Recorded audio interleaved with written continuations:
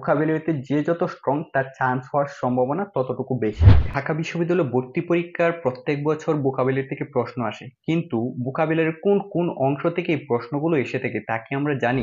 ঢাকা বিশ্ববিদ্যালয়ে ভর্তি পরীক্ষার জন্য ভোকাবুলারি না পড়লে আমার কি চান্স হবে না? ঢাকা বিশ্ববিদ্যালয়ে ভর্তি পরীক্ষায় কেমন ভোকাবুলারি আসে? আসসালামু আলাইকুম এভরিওয়ান। ঢাকা বিশ্ববিদ্যালয়ে ভর্তি পরীক্ষা একটি গুরুত্বপূর্ণ বিষয় হচ্ছে ভোকাবুলারি। ভোকাবুলারিতে যে যত স্ট্রং তার চান্স হওয়ার সম্ভাবনা ততটুকু বেশি। ভোকাবুলারির ক্ষেত্রে আমাদের সবচেয়ে বড় সমস্যা হচ্ছে ভোকাবুলারি মনে থাকে না। আর ভোকাবুলারির উপর সুনির্দিষ্ট কোনো সিলেবাস না থাকায় এই ভোকাবুলারির প্রতি আমাদের একটা অনীহা কাজ করে। আমি আমার ঢাকা বিশ্ববিদ্যালয় বি ইউনিট সম্পর্কিত পূর্বের ভিডিও ইংরেজির যে বিষয়গুলোর উপর প্রস্তুতি নিলে ঢাকা বিশ্ববিদ্যালয়ে ভর্তি পরীক্ষায় চান্স নিশ্চিত, সেখানে ইংরেজির যে 15 নম্বরের এমসিকিউ এসে থাকে সেই বিষয়টিকে আমি 4টি ধাপে সাজিয়েছি। অর্থাৎ প্রত্যেক বছর এই 4টি বিষয়ের উপর ভিত্তি করে ঢাকা বিশ্ববিদ্যালয়ের বি ইউনিটে 15 নম্বরে এমসিকিউ করা হয়ে থাকে। তার 1 নম্বরে ছিল কম্প্রিহেনশন, 2 নম্বরে ছিল টেক্সট বুক যার উপর ভিত্তি করে প্রশ্ন করা হয়ে থাকে, 3 নম্বরে হচ্ছে গ্রামার।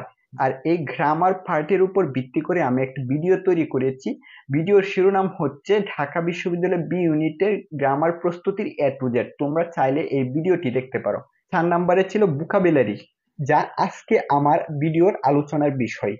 ঢাকা বিশ্ববিদ্যালয় ভর্তি পরীক্ষায় প্রত্যেক বছর ভোকাবুলারি থেকে 3 থেকে 2টি প্রশ্ন এসে থাকে। যদি ভর্তি পরীক্ষায় কম্প্রিহেনশন না থাকে তবে ভোকাবুলারি থেকে 5টি এমসিকিউ আসার সম্ভাবনা রয়েছে।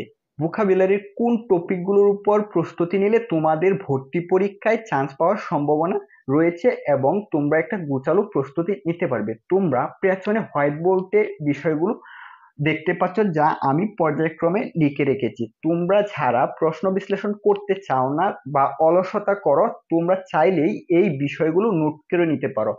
তোমরা যদি এই পর্যায়ক্রমে তোমাদের ভর্তি পরীক্ষার জন্য প্রস্তুতি নাও, আশা করি তোমরা তোমাদের ভর্তি পরীক্ষা সহজভাবে দিতে পারবে। তোমরা ভোকাবুলারি বেসড 1 নম্বর যে টপিক সেটা হচ্ছে স্পেলিং, তারপর হচ্ছে synonym, antonym, appropriate preposition, idiom and phrase, group verb, translation, proverb, substitution and definition. এই যে বিষয়গুলো আমি তোমাদেরকে বলেছি, এই বিষয়গুলোর উপর প্রত্যেক বছর ঢাকা বিশ্ববিদ্যালয় ভর্তি পরীক্ষা প্রশ্ন করে থাকে। তোমরা চাইলে এই টপিকগুলো পর্যায়ক্রমে স্পেলিং দিয়েও শুরু করতে পারো কিংবা সাইনোনাইম অ্যান্টোনাইম দিয়ে শুরু করতে পারো। তোমার এই বিষয়গুলোর মাঝে যে বিষয়টা তোমার সহজ মনে হবে সেই বিষয়টা দিয়ে তোমরা তোমাদের প্রস্তুতি নিতে পারো। তোমাদের ভোকাবুলারি সম্পর্কিত আরো যদি কোনো প্রশ্ন থেকে থাকে তবে অবশ্যই ভিডিওর কমেন্ট বক্সে জানাতে ভুলবেন না। আর সহজে কিভাবে ভোকাবুলারি মনে রাখা যায় সেই বিষয়ের উপর আমি একটি টেকনিক্যাল ভিডিও তৈরি করেছি, যেটি আমার চ্যানেলে আপলোড করা হয়েছে। তোমরা চাইলেই সেখান থেকে দেখে আসতে পারো। ধন্যবাদ।